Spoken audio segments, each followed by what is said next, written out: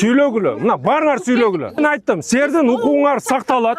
Эч ким силердин жериңерге ээлик кылбайт. Эч ким силердин жериңерди тартып албайт. Жер силердик. Таш керек эмес, биз жер там салабыз. Ошо бир Неліктендей ушунча жүрдүк. Анан сени чечет деп, сени ошо күтүп жүргөнүң сөзү. Кыскасы, сен эле чечесиң. Бизде Бишкек шаарында биз айтып атабыз, көп кабаттуу үйлөр курулуш керек. Эгер биз бияка 600 үй бүлөнү батыра турган болсок, көп кабаттуу үй курулса, 6000 кишини батырса болот. Ошондуктан биз айтып атабыз, ээлигин сактап, азыр ген планга өзгөртүүлөрдү киргизүү менен, мына бизден жанакы ошо иштеп чыккан эксперттер бар да, ДЖС болбойт. Бизде Бишкек шаарында азыр жүргүзүлүп аткан саясат боюнча көп кабаттуу үйлөрдү курула турган негиздемелерди бергиле.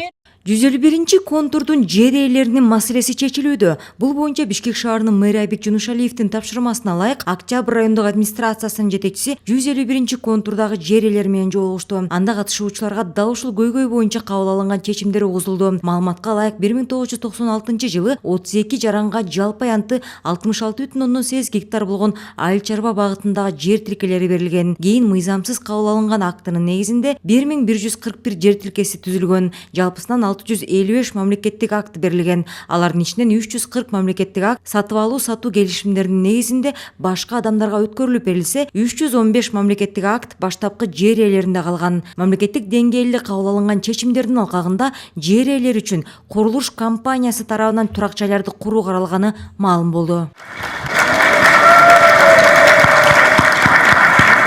Биздин президентибиз Садыр Нуркожаевичке чоң рахмат. Ошолордун өкүлдөрү биздин көйгөйүбүздү чечип берген мэрге, акимибизге чоң ыраазычылык.